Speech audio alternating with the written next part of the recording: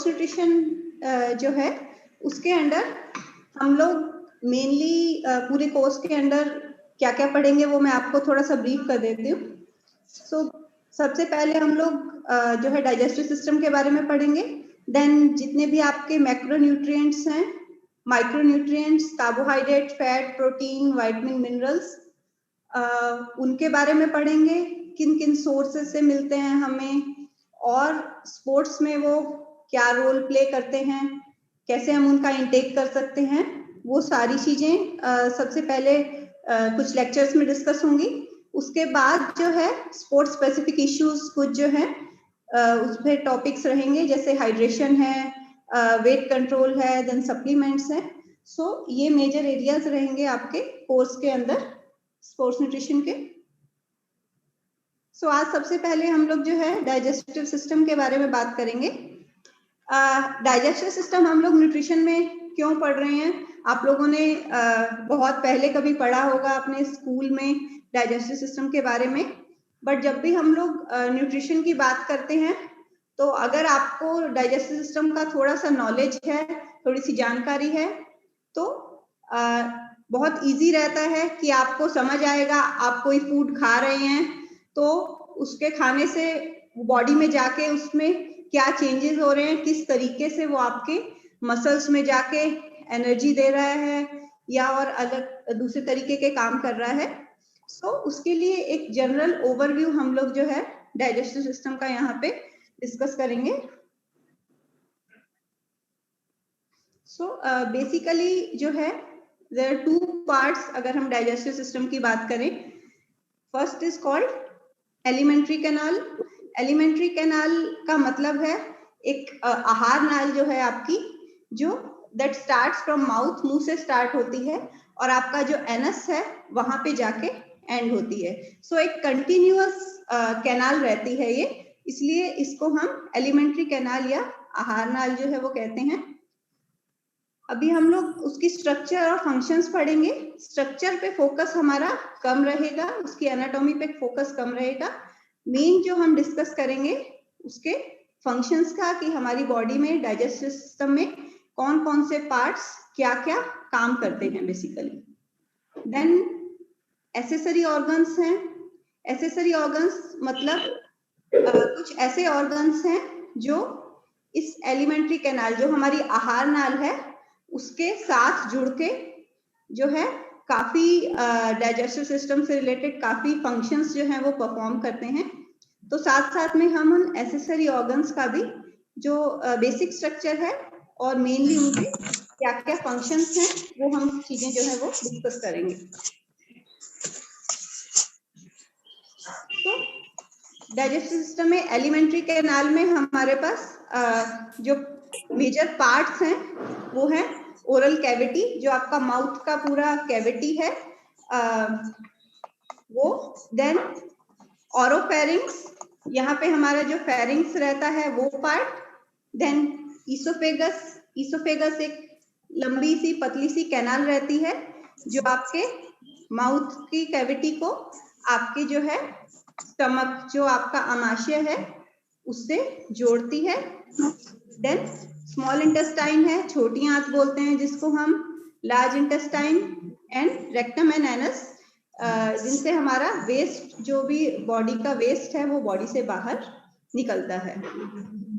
Accessory organ की अगर हम बात करें तो जो हमारा दांत है, टीथ है, टंग है, जो हमारी जीभ है, देन कुछ सलाइवरी ग्लैंड्स रहती हैं वो हम लोग डिस्कस करेंगे। लिवर, गॉल ब्लैडर और पेनक्रियास, ये जो हैं एसेसरी ऑर्गन्स के अंडर आते हैं। लिवर को जो है हम लोग हिंदी में यकृत बोलते हैं। यकृत। पेनक्रियास जो है अग्नाशय कहलाता है। गॉल ब्लैडर जो आपका पित्त का थैली जो होता है वो कहलाता है। तो ये सारे ऑर्गन्स भी हम लोग,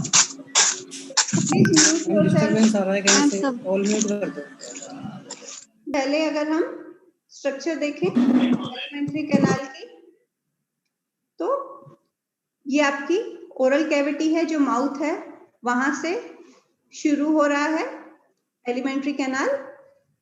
इसमें जो है टंग है, आपकी टीथ है, देन यहाँ जो पार्ट है वो फेरिंग्स है, जो आपकी रेस्पिरेटरी सिस्टम और आपका जो ओरल कैविटी है उसका एक जॉइंट पार्ट जो रहता है वो फेरिंग्स कहलाता है।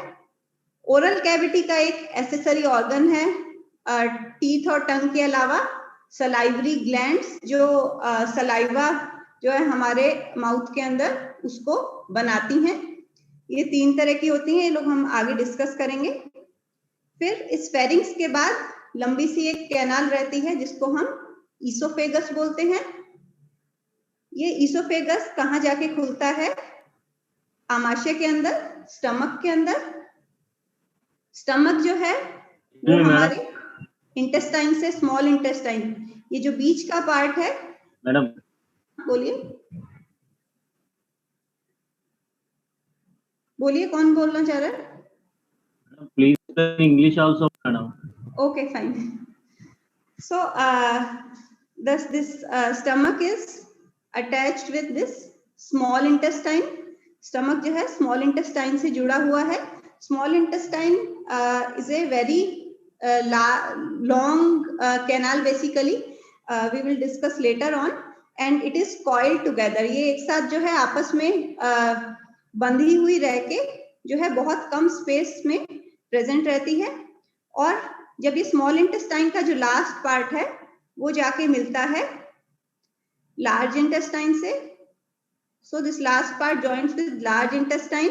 लार्ज इंटेस्टाइन जो हमारी बड़ी आंत है, and the last part of our alimentary canal is rectum and anus, जहां से हमारा all the waste product are being excreted.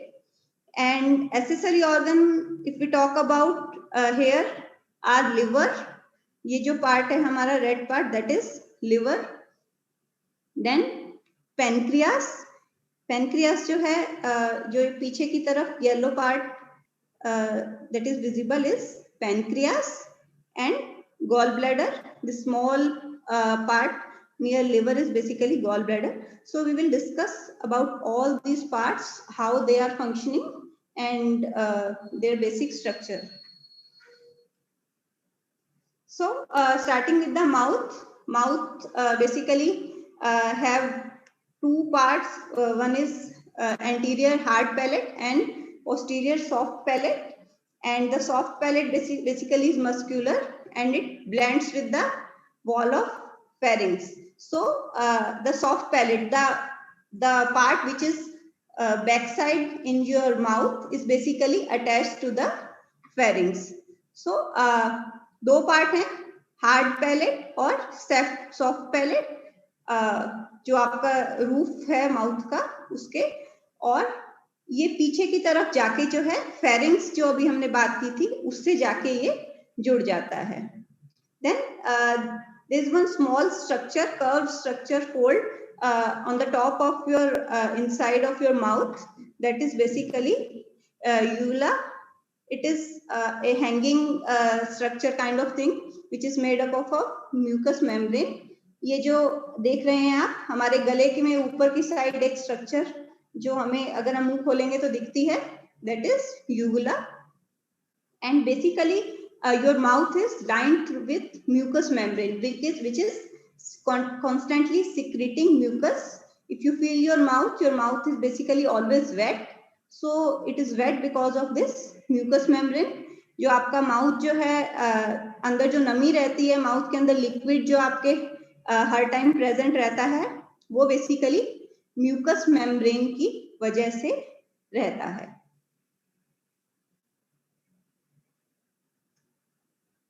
Then coming to the tongue and teeth. Tongue and teeth both are the accessory organs of our digestive system. ये दोनों accessory organs हैं जो help कर रहे हैं basically किस किस काम में help कर रहे हैं? Chewing में, both teeth and tongue help in the process of chewing. जब आप chew कर रहे हैं दांत से आप chew कर रहे हैं और tongue से you are moving the food around your mouth. So both teeth and tongue are playing role in chewing. खाने को चबाने में दांत और जो हमारा जीभ है दोनों हेल्प करते हैं। देन स्वेलोइंग, फूड को निगलने में, again both teeth and tongue plays important role. Tongue also helps in speech, बोलने में help करती है. And the last thing is taste. Our tongue has little projections kind of thing which are called papillae. छोटे छोटे दाने जैसे रहते हैं हमारी टंग के ऊपर, जिसको हम लोग पेपिलाई बोलते हैं. और इन पेपिलाई, ये पेपिलाई बेसिकली क्या है, हमारे माइंड से आ रही नर्व्स की एंडिंग है. हमारे जो ब्रेन है वहां से नर्व्स आ रही हैं कुछ, जो आके हमारी टंग के अंदर एंड होती हैं. और बिकॉज ऑफ दोज हमें जो है टेस्ट का जो है सेंस होता है. So those are called basically, those nerve endings are called basically taste buds. So on tongue we have taste bud, जिसकी वजह से we can taste different kind of flavors which we consume through food. Then comes the salivary glands. Salivary glands are basically they secrete saliva. Saliva generally around 1.5 liter of saliva is produced daily in our mouth, and it consists of water, mineral salts, enzymes. Some enzymes are there, then mucus, lysosomes, immunoglobulins, and blood clotting factors. So all these are present. पानी है, कुछ mineral से related salts हैं, enzyme है. Mouth में ही कुछ जो है डाइजेशन स्टार्ट हो जाता है. Basically carbohydrates digestion starts in mouth. The salivary amylase enzyme acts on carbohydrate in your mouth. So आपके माउथ के अंदर कार्बोहाइड्रेट का डाइजेशन जो है वो स्टार्ट हो जाता है. इम्यूनोग्लोबुलिन्स बेसिकली आपकी इम्यूनिटी से रिलेटेड हैं. इट मींस माउथ में भी आप कोई भी चीज खा रहे हैं, एक बहुत स्ट्रॉन्ग इम्यून मैकेनिज्म नहीं होता, बट एक बेसिक एंट्री लेवल जो है इम्यूनिटी जो है थ्रू इम्यूनोग्लोबुलिन्स माउथ के अंदर रहती है. Then these salivary glands are basically 3 types: parotid gland, submandibular, and sublingual. So these are present in the back side of your mouth basically. And again, the purpose of these salivary glands are basically to start the digestion. Carbohydrates का, जैसे मैंने बताया, to start the digestion of carbohydrates through the enzyme called salivary amylase. And another important function of this saliva is basically lubrication of food. आपका food जब आप खा रहे हैं, बहुत फूड ऐसे होते हैं जो ड्राई होते हैं, तो उस फूड में लुब्रिकेशन मतलब कि नमी ऐड करने का काम जो है वो सलाइवा करता है. सो ताकि आपका फूड जो है, ड्राई फूड जो है, उसमें सलाइवा ऐड होगा और इजीली स्वेलो उसको हम कर सकते हैं. निगलना जो है आपके बॉडी के अंदर इजी हो जाएगा because of lubrication. Then cleansing and lubricating, again adequate flow जो है सलाइवा का, it is necessary to cleanse your mouth. आपका माउथ जो है उसको क्लीन करने के लिए बहुत इंपॉर्टेंट है, and to prevent the damage of mucus membrane. Then non specific defence, as I mention, immunoglobulins जो हैं, they basically act as a primary defence against different microbes. They provide you immunity. However, it is a very primary defense mechanism, not very specific, but yeah, it helps in like removing some of the microbes which can infect your body through mouth. Then again, taste buds. Basically, taste buds are whenever you feel, whenever you smell any kind of food, then the saliva also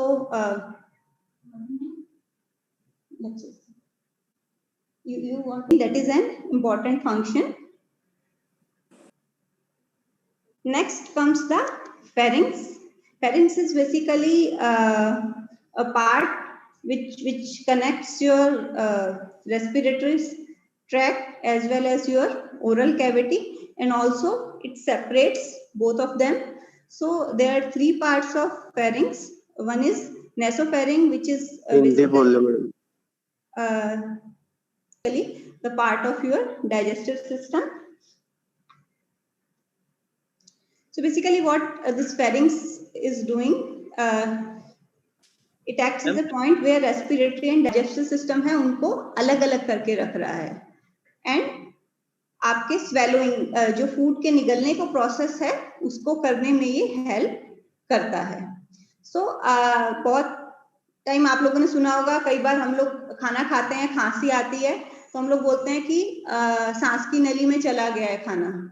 So this is the function of pharynx to separate both respiratory and digestive tracts, to diverge them so that air जो है बहुत ज्यादा oesophagus में नहीं जाए और खाना जो है आपके respiratory tract में नहीं जा सके.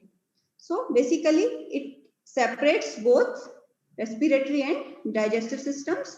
Swallowing निगलने में help करता है. Then peristalsis movement, it helps in peristalsis movement. Peristalsis movement is basically a movement जिससे आपका खाना जो है your food moves in your alimentary canal. So उस movement में जो है pharynx जो है वो हमारी बॉडी में हेल्प करता है. Then comes the esophagus. Esophagus, it is around 25 centimeter long, 25 centimeter long रहती है, और diameter अगर हम इसकी width की बात करें, जो अंदर के घेरे की बात करें, so the diameter is basically 2 centimeter.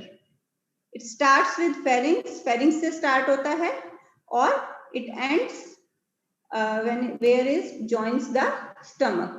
So start pharynx से हो रहा है और stomach से जाके ये join हो रहा है. The upper and lower ends of esophagus are closed by sphincter muscles.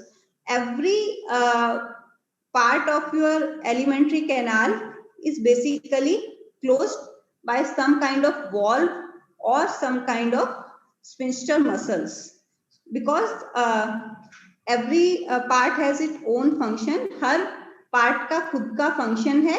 Even though alimentary canal is a continuous canal, but बीच में we have some valves, we have some sphincter muscles, कुछ muscles हैं जो हर part को दूसरे part से अलग करती हैं.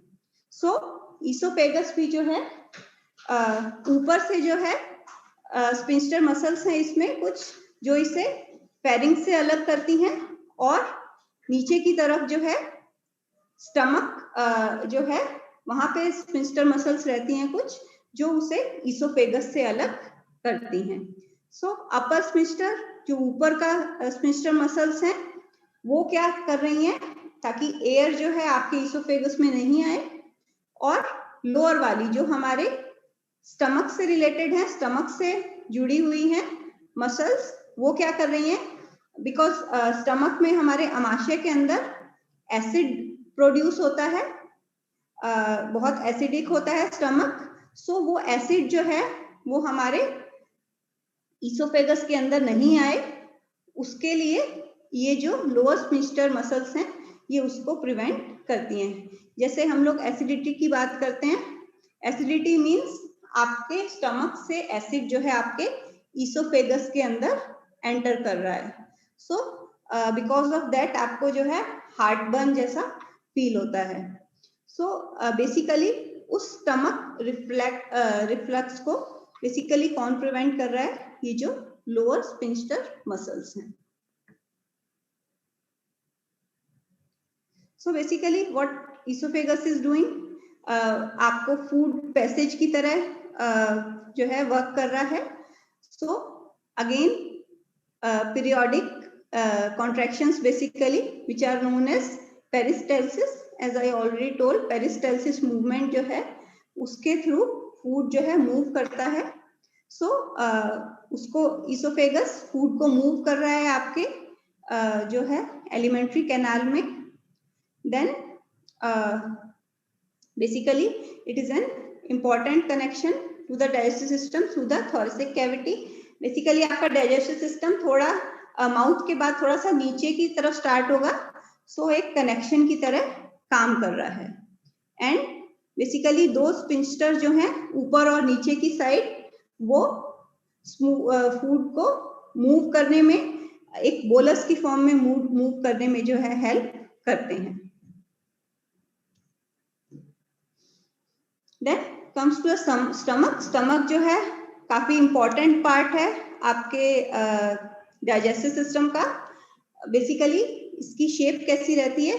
जे शेप की तरह स्ट्रक्चर रहता है इसका. अगेन ऊपर की साइड जो है कार्डियक स्पिंस्टर से जुड़ा रहता है, इसोफेगस से, और जो एंड पार्ट है स्टमक का, वहां पे बेसिकली पाइलोरिक स्पिंस्टर होता है. अगेन पाइलोरिक स्पिंस्टर मसल्स हैं जो इसे इंटेस्टाइन से सेपरेट करती हैं.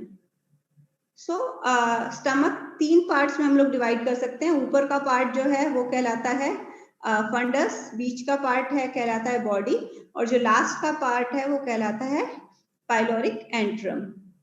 एंड पाइलोरिक एंट्रम के एंड पार्ट में जो है अगेन पाइलोरिक स्पिंस्टर है, और वहां से small intestine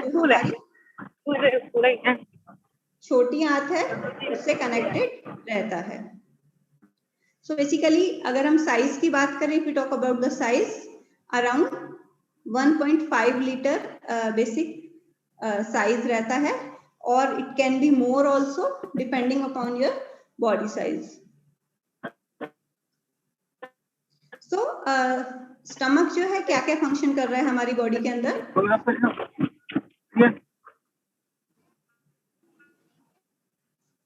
basically temporary storage की तरह काम कर रहा है बॉडी में, ताकि डाइजेस्टिव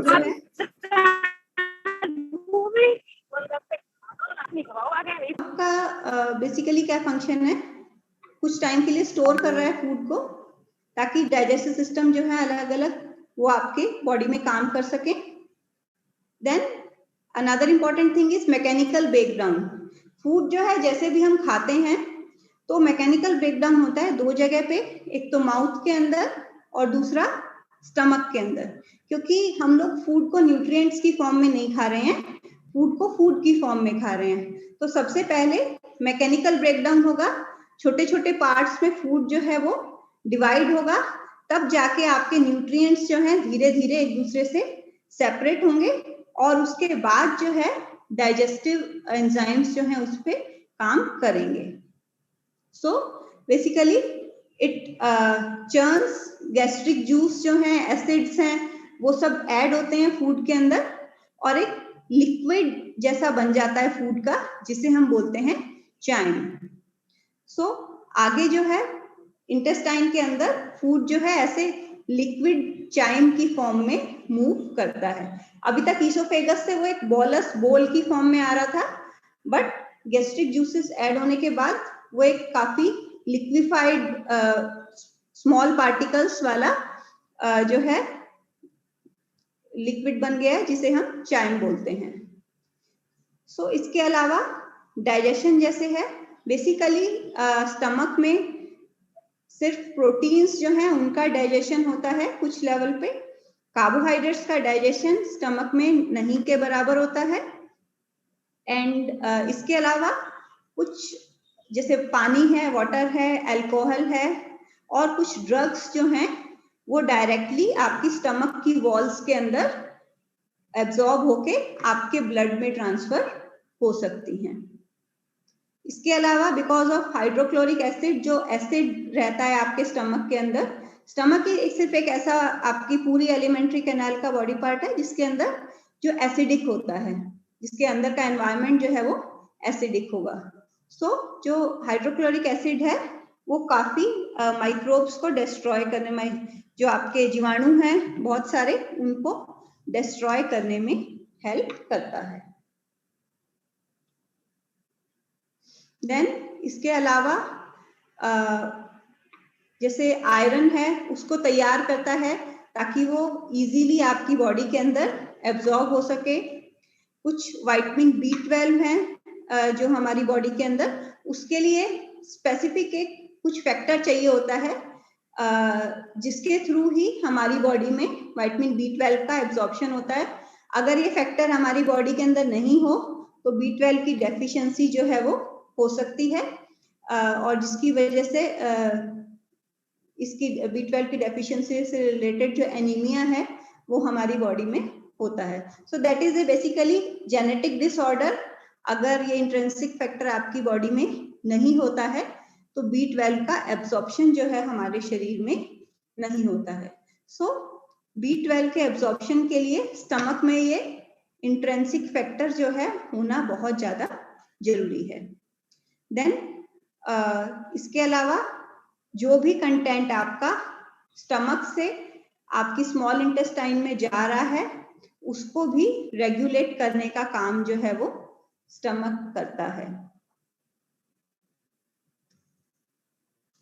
देन नेक्स्ट जो पार्ट है which is connected to stomach, जो स्टमक से आपके आमाशय से कनेक्टेड है, that is called small intestine.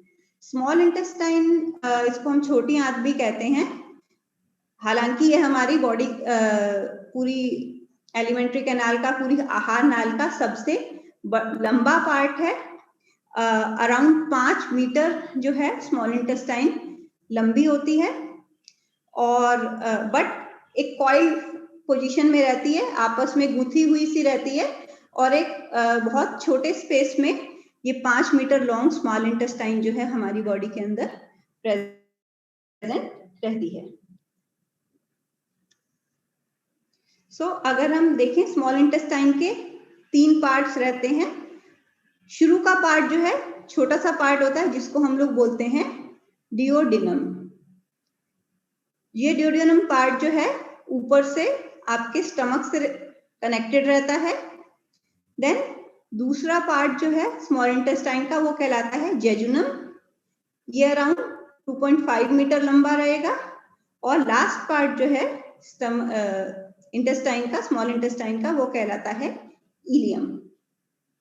Ilium का लास्ट पार्ट जो है फाइनली जाके हमारी लार्ज इंटेस्टाइन से जुड़ा हुआ रहता है। अब स्मॉल इंटेस्टाइन बेसिकली क्या कर रहा है, हमारे फूड का 90% डाइजेशन और एब्जॉर्प्शन जो है वो बेसिकली स्मॉल इंटेस्टाइन के अंदर होता है। So small intestine is major place, सबसे इंपॉर्टेंट पार्ट है जहां पे बेसिकली आपके फूड का मोस्टली डाइजेशन भी हो रहा है, साथ साथ में उसका एब्जॉर्प्शन का मतलब है कि जो फूड है वो आपके फूड नहीं, जो न्यूट्रिएंट्स हैं बेसिकली वो आपके वॉल्स जो हैं, इंटेस्टिनल वॉल्स हैं, वहां से आपके ब्लड के अंदर ट्रांसफर हो रहा है। ब्लड या फिर कुछ लिम्फ वेसल्स होती हैं उनके अंदर न्यूट्रिएंट्स जो है वो ट्रांसफर होते हैं। So that is called absorption. So basically main function small intestine का है डाइजेशन और एब्जॉर्प्शन।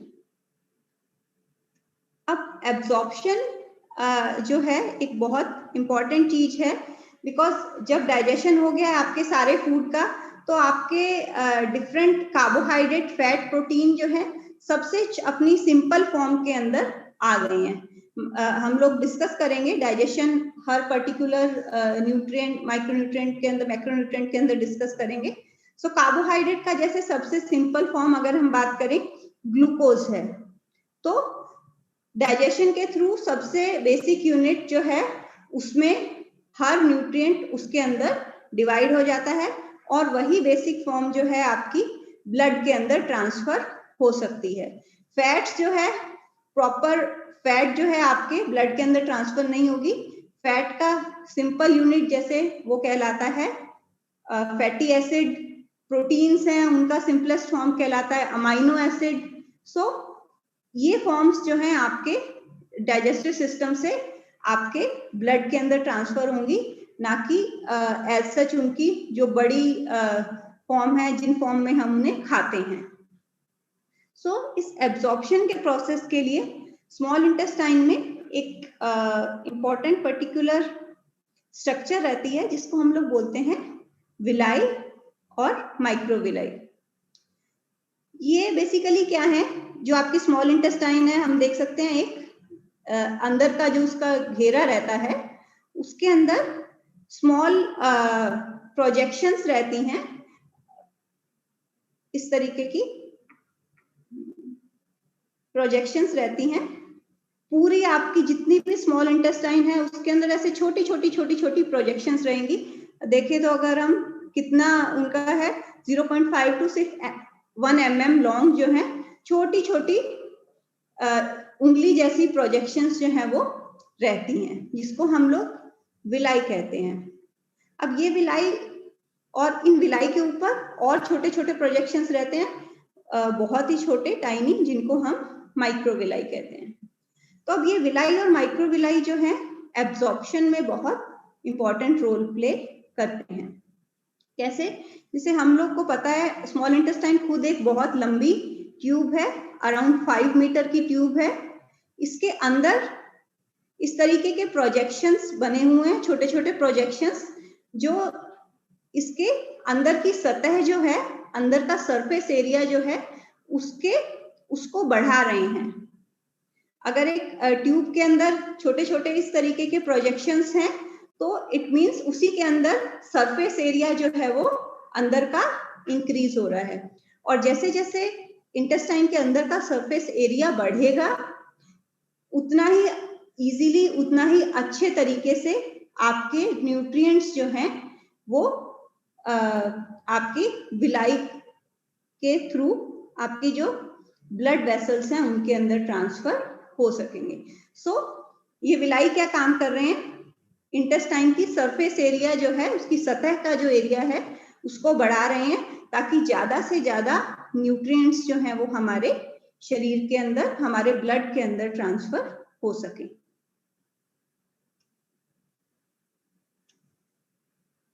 देन स्मॉल इंटेस्टाइन के साथ में हमारे बॉडी के कुछ एसेसरी ऑर्गन्स अटैच रहते हैं।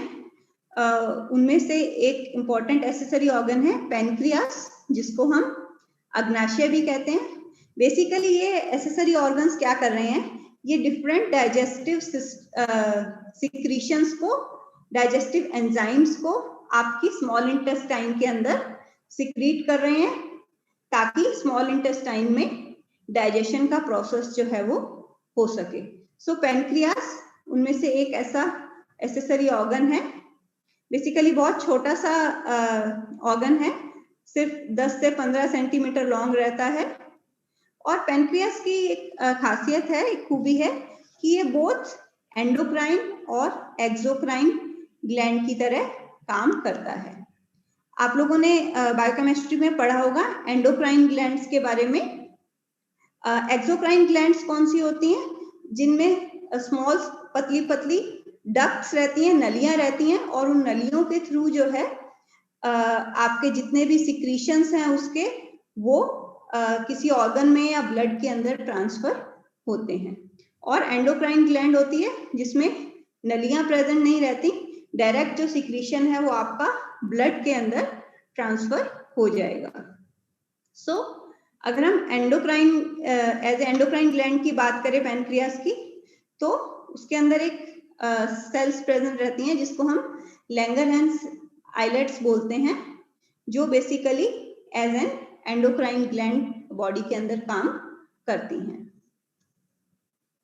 एंड अगर हम एक्सोक्राइन पेनक्रियास की बात करें तो इसके अंदर छोटे छोटे लोब्यूल्स रहेंगे, छोटे छोटे और उससे अटैच जो है डिफरेंट डक्ट्स रहेंगी, और जो भी सिक्रीशन इन लोब्यूल से हो रहा है वो सिक्रीशन इन डक्ट्स के थ्रू फाइनली जो आपका डिओडिनम है उसके अंदर जाके ओपन होंगी।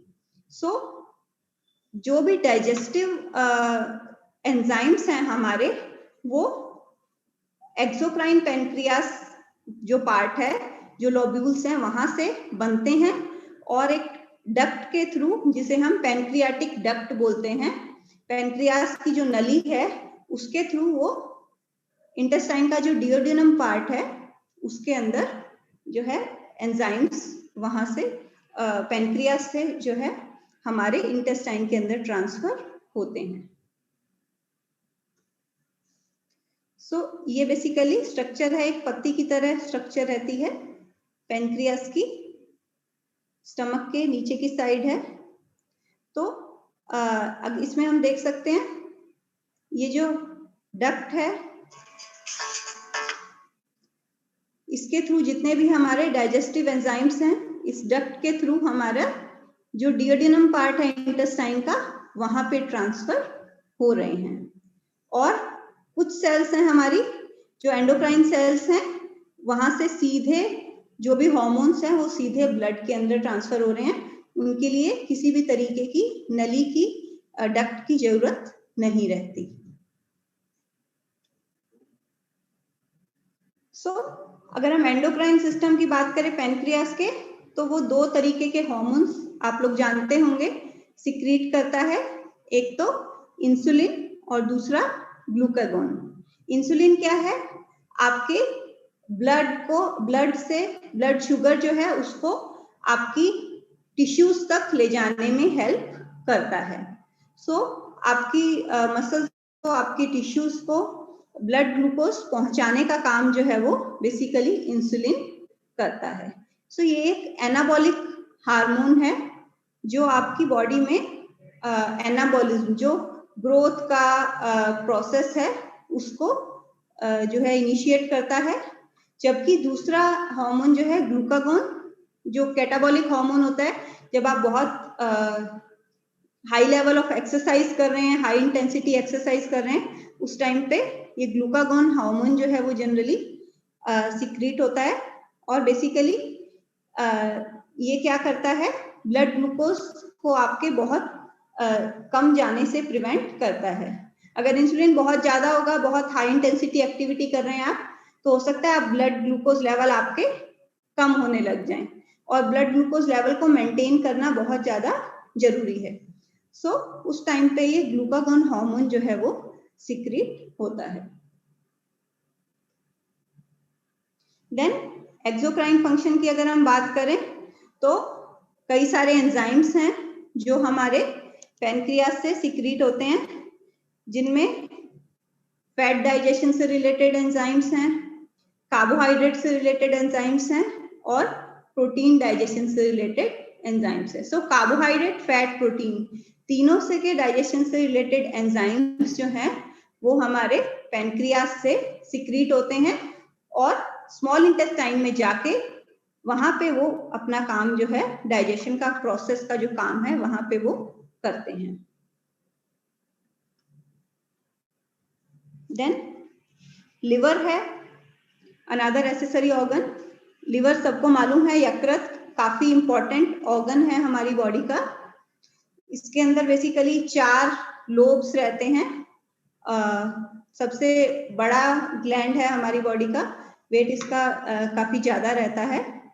एंड बेसिकली अगर हम लिवर के फंक्शंस की बात करें, तो लिवर बहुत सारे फंक्शंस जो है करता है हमारी बॉडी के अंदर, जैसे कार्बोहाइड्रेट मेटाबॉलिज्म है, फैट मेटाबॉलिज्म है, प्रोटीन मेटाबॉलिज्म, सब में लिवर जो है इंपॉर्टेंट रोल प्ले करता है। ये सारी चीजें आप लोगों ने बायोकेमिस्ट्री में पढ़ी होंगी। जितने भी ग्लूकोनियोजेनेसिस का प्रोसेस है वो भी आपका लिवर के अंदर होता है। ग्लाइकोजिनोलाइसिस का प्रोसेस आपके लिवर के अंदर होता है। इसके अलावा अगर हम डाइजेशन की बात करें, तो लिवर से बाइल्स का सिक्रीशन होता है जो हमारे फैट्स के डाइजेशन में हेल्प करते हैं। ये फैट के डाइजेशन में कैसे हेल्प करते हैं ये हम लोग फैट्स में पढ़ेंगे डिटेल में, बट सिक्रीशन जो है बाइल्स का, अगेन वो लिवर से होता है। लिवर से जाके वो बाइल्स जो है कुछ टाइम के लिए गॉल ब्लैडर में स्टोर होते हैं, जो हमारी पित्त की थैली है, और जब फैट एंटर करता है हमारे इंटेस्टाइन के अंदर, स्मॉल इंटेस्टाइन के अंदर, उस टाइम पे पित्त की थैली जो है हमारी गॉल ब्लैडर की, वहां से बाइल जो है सिक्रीट होके हमारी स्मॉल इंटेस्टाइन तक आते हैं, और फिर स्मॉल इंटेस्टाइन के अंदर ही, छोटी आंत के अंदर ही, वो बाइल्स जो है डाइजेशन के प्रोसेस में हेल्प करते हैं। इसके अलावा और बहुत सारे फंक्शंस लिवर करता है, बहुत सारे क्लॉटिंग फैक्टर्स हैं, उसके अलावा डीएमिनेशन का प्रोसेस है, इट मींस जो यूरिया का प्रोडक्शन है बेसिकली हमारा, वो लिवर के अंदर हो रहा है, या फिर कई बार हमारी बॉडी में ऐसा भी प्रोसेस होता है कि एक अमाइनो एसिड जो है उसका मॉडिफिकेशन होके दूसरे अमाइनो एसिड में उसका कन्वर्जन होता है, जिसको हम लोग ट्रांसएमिनेशन कहते हैं। सो ये सारा फंक्शंस जो हैं वो लिवर के हैं। हमारा माइक्रोब्स जो हैं बॉडी के अंदर, उनके अगेंस्ट डिफेंस का काम करता है। ड्रग्स जो हैं उनका डिटॉक्सिफिकेशन करता है लिवर। इसके अलावा आप जितना भी अल्कोहल इंटेक करते हैं उसका मेटाबॉलिज्म जो है वो लिवर के अंदर होता है, इसलिए बहुत ज्यादा जो लोग अल्कोहल इंटेक करते हैं उनको लिवर सिरोसिस होने के चांसेस जो है वो रहते हैं। जो ज्यादा अल्कोहल लेते हैं उनका लिवर खराब हो जाता है, बिकॉज जितना भी अल्कोहल है जो इंटेक कर रहे हैं हम लोग, उसका मेटाबॉलिज्म जो है पूरा का पूरा हमारे लिवर के अंदर हो रहा है। देन बहुत सारे विटामिन्स जो हैं लिवर अपने अंदर स्टोर करके रखता है, जैसे जितने भी फैट सोल्यूबल विटामिन हैं, हम लोग आगे पढ़ेंगे, वो सारे लिवर के अंदर स्टोर रहते हैं। आयरन, कॉपर लिवर के अंदर स्टोर रहता है। देन बहुत सारे वाटर सोल्यूबल विटामिन्स हैं, राइबोफ्लेविन, नाइसिन, ये सारे विटामिन्स अभी आप लोग को नाम नहीं लग रहे होंगे, बट हम लोग सारे विटामिन्स के बारे में जब डिस्कस करेंगे तो बहुत सारे मोस्टली जो आपके काफी सारे विटामिन मिनरल्स हैं उनका स्टोरेज जो है वो लिवर के अंदर ही रहता है। सो बहुत सारे फंक्शंस हैं लिवर के, बट अगर हम डाइजेशन से रिलेटेड बात करें तो इम्पोर्टेंट फंक्शन है लिवर का कि एक तो ये बाइल का प्रोडक्शन कर रहा है, this function secretion of bile जो है। अगर हम डाइजेशन की बात करें तो सबसे इम्पोर्टेंट फंक्शन लिवर का सिक्रीशन ऑफ बाइल्स है।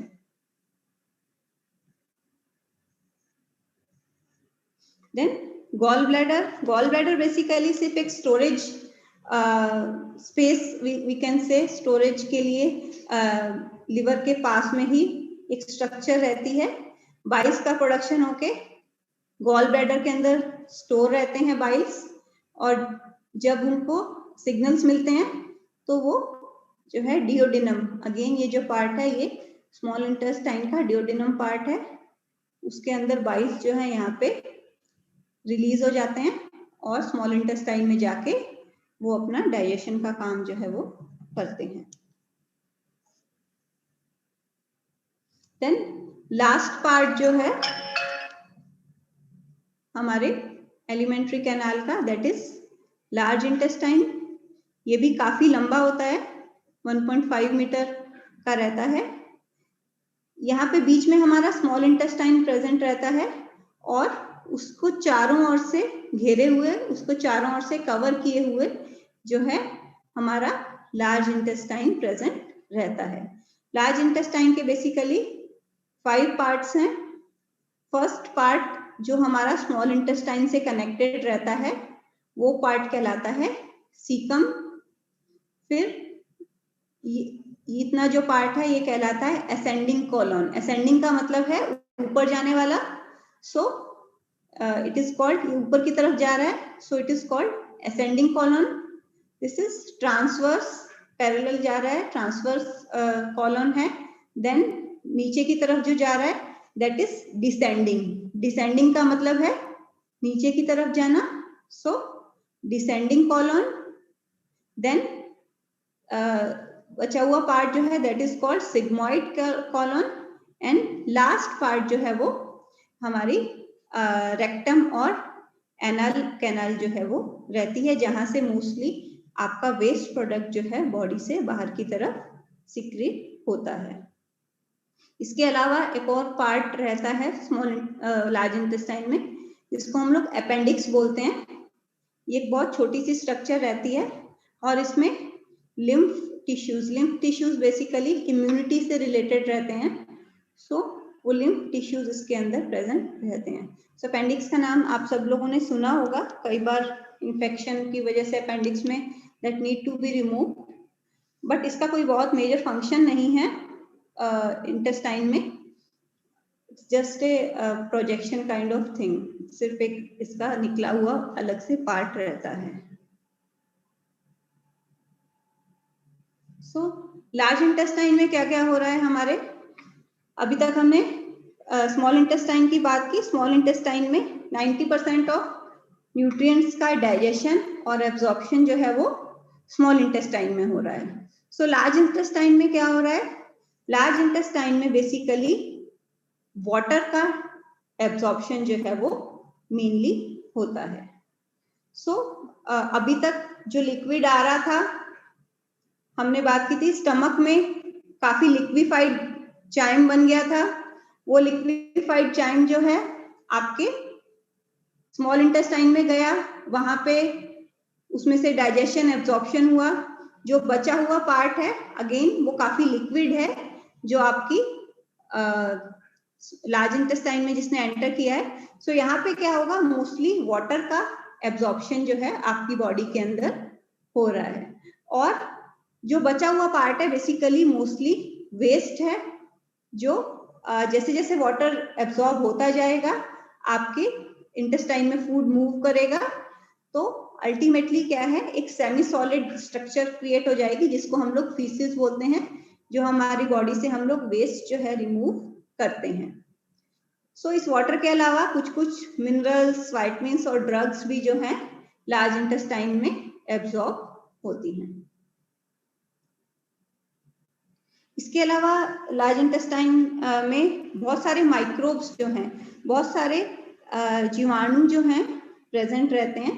इसके बारे में हम लोग डिटेल में आगे के लेक्चर्स में भी डिस्कस करेंगे कि ये क्यों इम्पोर्टेंट है। सो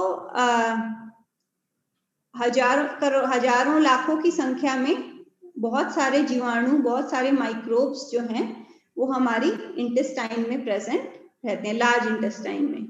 सो ये कुछ विटामिन्स के सिंथेसिस में हेल्प करते हैं, और भी बहुत सारे फंक्शंस करते हैं, बट वो हम लोग यहाँ नहीं डिस्कस करेंगे, उसको हम लोग एक अलग टॉपिक में डिस्कस करेंगे।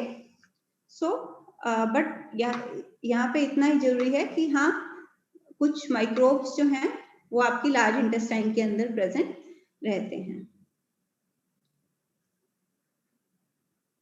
So this is the summary, कैसे जो है डाइजेस्टिव सिस्टम में क्या क्या आपके मेनली फंक्शंस हो रहे हैं। फूड खा रहे हैं आप, इंजेक्शन बोलते हैं जिसको हम, देन बहुत सारे सिक्रीशंस हो रहे हैं, जो डाइजेस्टिव एंजाइम्स हैं उनका सिक्रीशन हो रहा है, जो डाइजेशन में हेल्प कर रहे हैं। देन मोटेलिटी, मतलब फूड को मूव करने का काम जो है आपका डाइजेस्टिव सिस्टम कर रहा है, जो हम लोगों ने बात की थी पेरिस्टाल्सिस मूवमेंट जो है वो कहलाता है, जिसके थ्रू फूड आपका मूव करता है।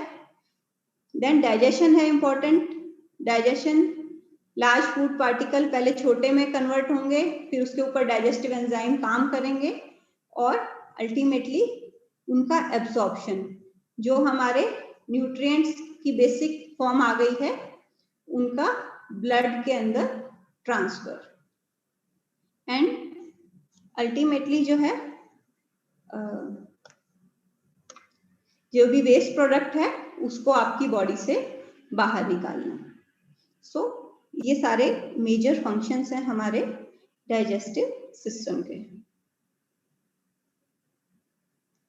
सो डाइजेशन ऐसे मैंने पहले भी बताया था, दो तरीके से होता है। मैकेनिकल डाइजेशन बेसिकली जो आपके माउथ में और स्टमक में हो रहा है, फूड को छोटे छोटे पार्टिकल्स में कन्वर्ट करना, और केमिकल डाइजेशन मतलब कि एंजाइम्स जो हैं वो आपके फूड पे वर्क कर रहे हैं और न्यूट्रिएंट्स को छोटे छोटे पार्ट में जो है तोड़ रहे हैं।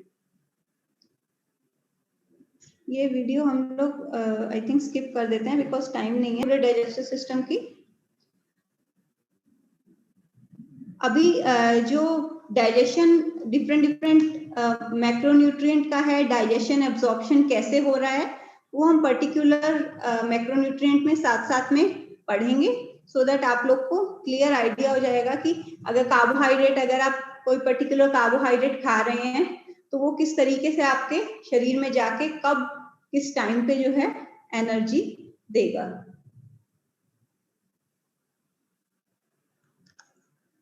So